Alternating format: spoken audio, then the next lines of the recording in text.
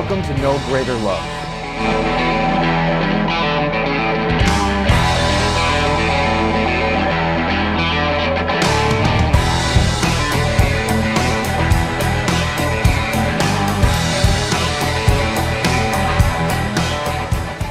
I'm Joshua Borchi. No Greater Love is a show about making the world a better place and inspiring others to do the same. We'll be taking a look at the people and organizations that are doing amazing work. Through the work of foundations and sponsors, there are opportunities for hunters with disabilities to go hunting again. Over the years, some of our wounded warriors have been given the hunting trip of a lifetime, an African safari. Patrick Zeigler is one of those heroes who's been given an adventure. On November 5th, 2009, the country was rocked by a terrorist attack on U.S. soil by one of its own. It took place in Fort Hood, Texas. 13 were killed and 30 were wounded that day. This is the story of one of the survivors and his journey to return to normalcy. It's also the story of two people bound by their love for one another. I was a pretty normal, average child. Just had a little twist on it because I was a military brat. You know, my dad just was a military man, so I kind of followed in his footsteps in most regards. Growing up, I kind of had the military mindset already, and that got me through college. And then the discipline I lacked at the end of college, I needed that part of my life back.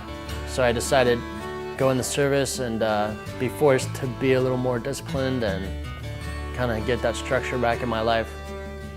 When I joined the Army, it was pretty much what I expected. I went to Iraq twice. The first time I went, I was there for 14 months. Second time was 10 months. And when I returned from my second tour in Iraq, I was preparing to go to officers candidate school. I was at a processing center in Fort Hood, Texas, November 5th, 2009. I was in a waiting room, and an officer, a man in ACU uniform, stood up and shouted Allah Akbar and turned to the crowd of people in the waiting room and started shooting.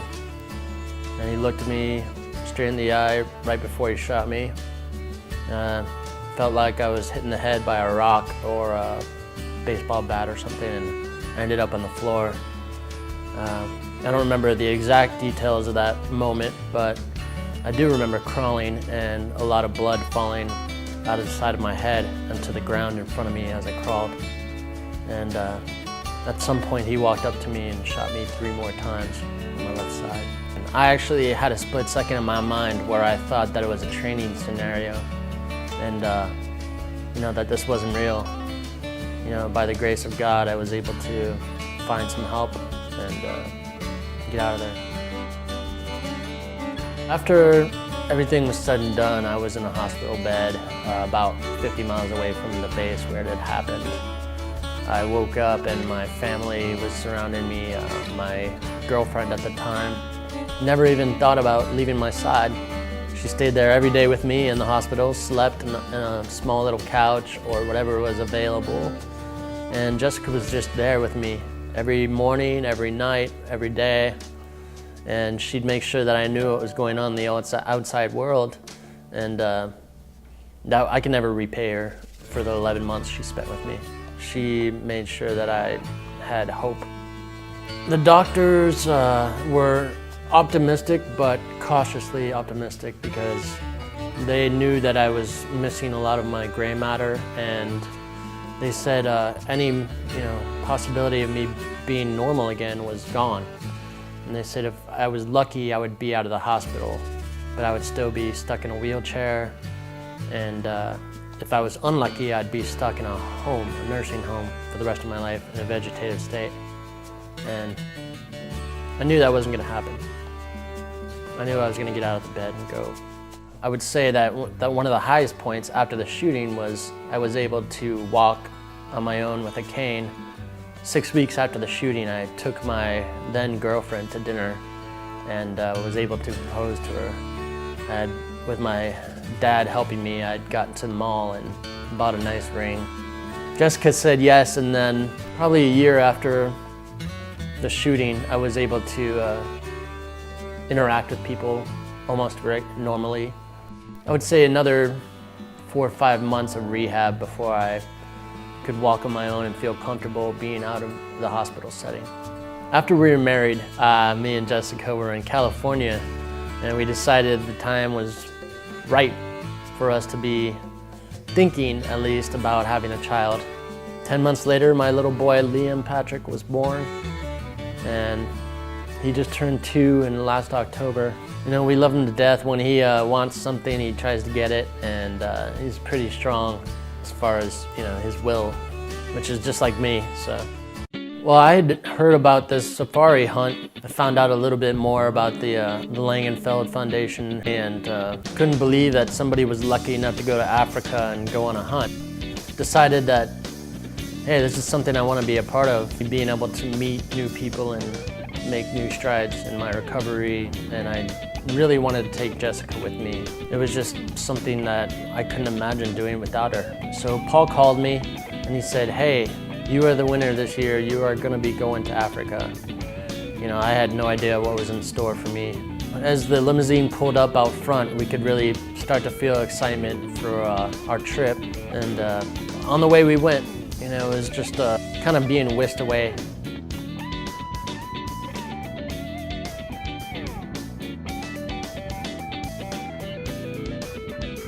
The Afton Guest House in Johannesburg was our first stop for the night. We were able to take a rest there, and we started to see very quickly what the safari lifestyle looked like. As we neared the lodge, we got really excited because there was a security gate that we got to, and we knew we were there. When we first got to the lodge, we met the really cool owners of Zeigler. They were actually exactly what I expected them to be. They were very optimistic that this was going to be a good hunt. You know, we knew right away that we were in good hands. When we first set out, we were getting in the truck. It was really hard climbing up the ladder, so I thought that was going to be one of the biggest challenges of the hunt. And it ended up getting better as time went by. All of a sudden, there was a huge herd of elephants, and we were in really thick brush, and I was really surprised. And they were basically just eating trees. And it was hard to believe that we were only 50 feet from this herd of elephants. We took a lot of pictures.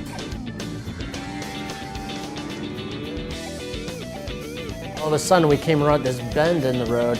There was 2 zebras standing there, looking straight at us.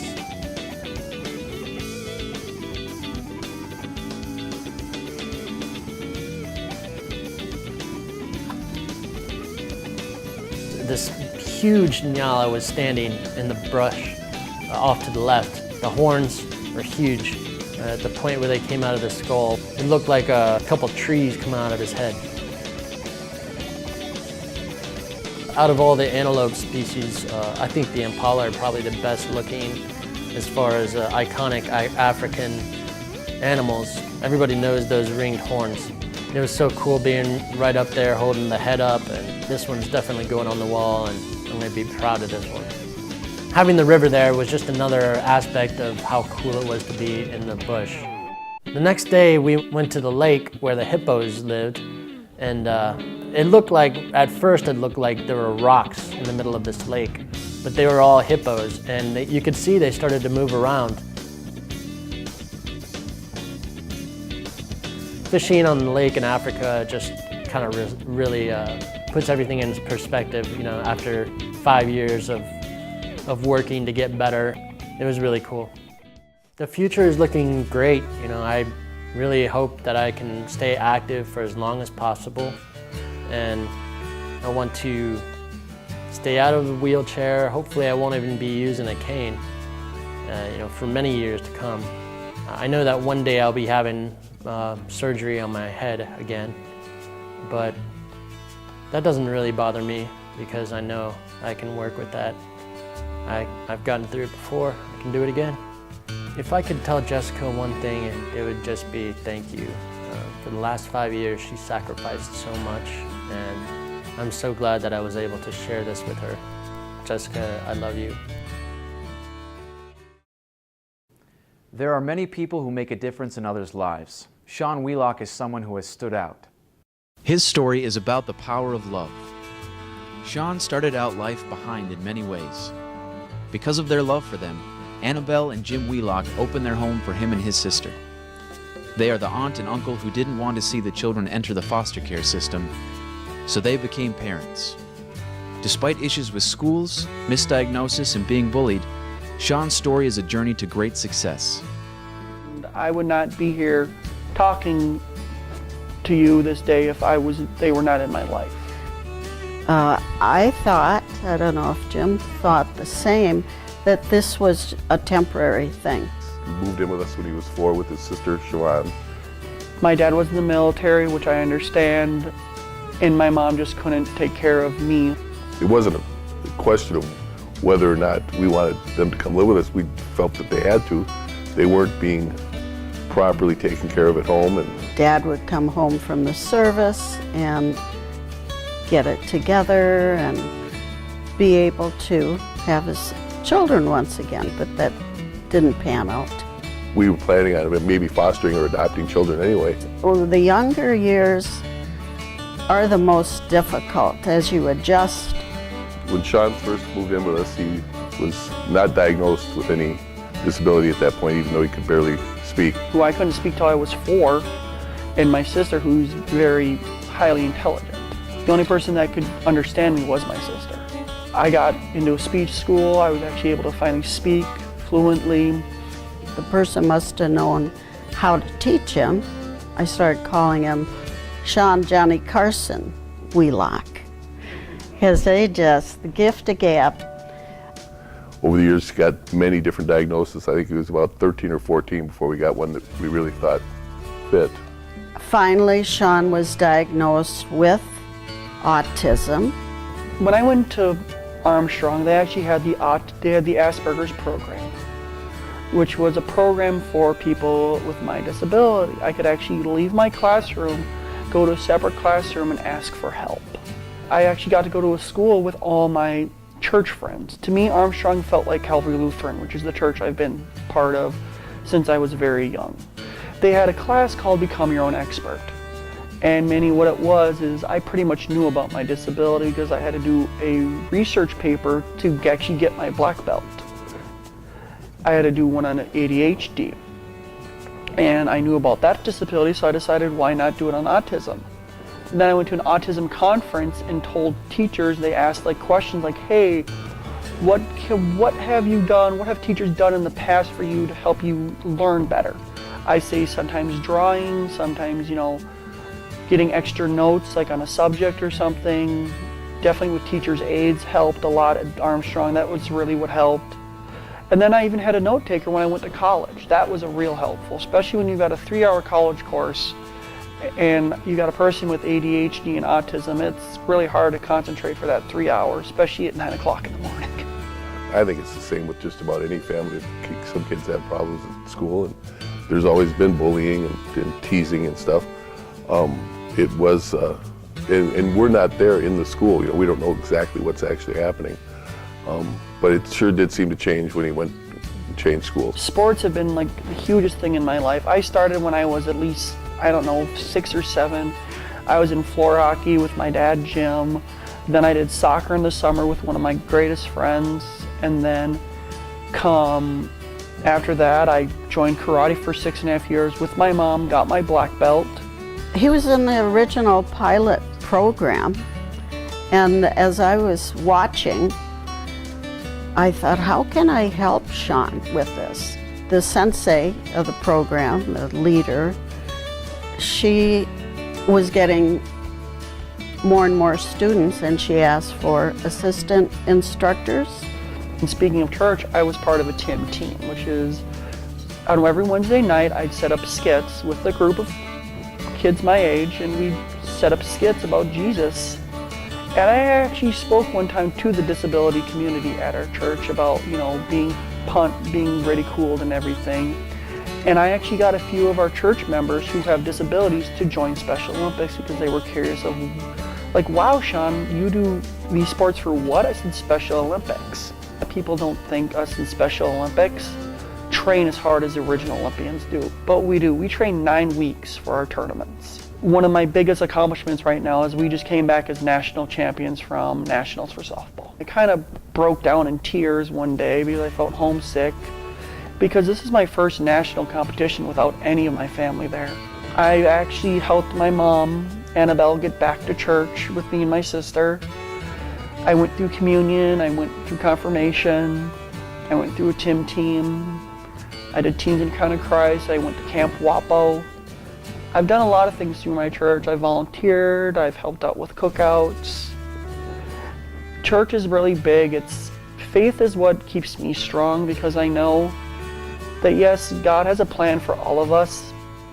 Yes, He may have, planned me to have a disability, but He also planned, I think, faith is the one reason why I think I have the strength to actually speak in front of people, because I have Him standing behind me, and because He's using me to speak for Him. The reason why I did this speech is because I was sick of being bullied. I was sick of other kids being bullied, and it just was like, you know what?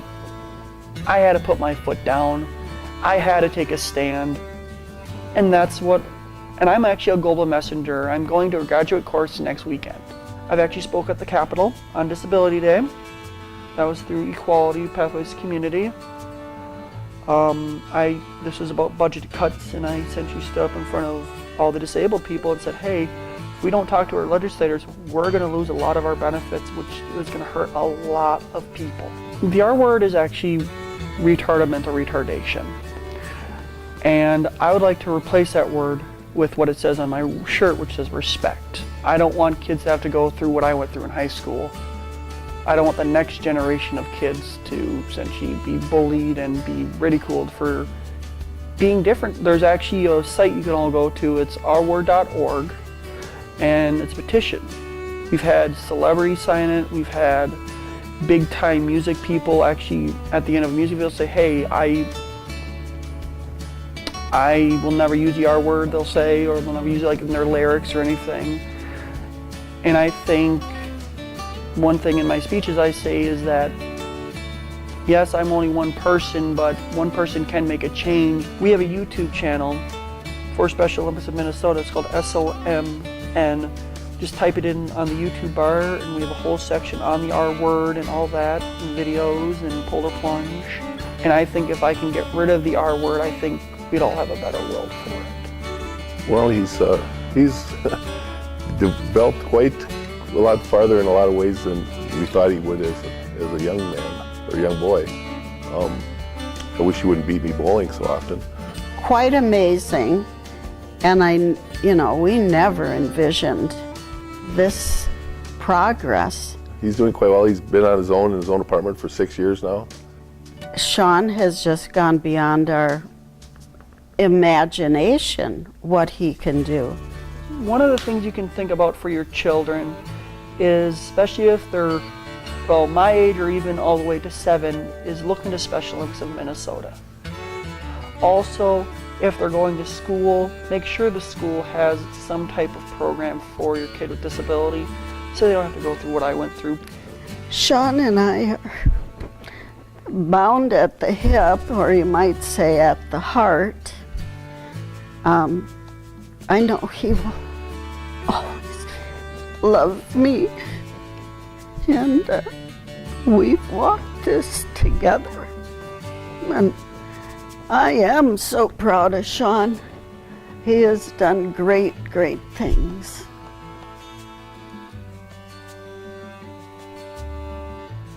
There is so much that can and should be done to make this a better world. We don't have to wait for others to get involved. Any of us can reach out and touch a life in need in a positive way. For information on how you can make a difference, contact this show or the organizations featured. They can get you connected with what they're doing or get you in contact with someone so you can make this world a better place. Thanks for watching, and I look forward to seeing you for the next episode of No Greater Love.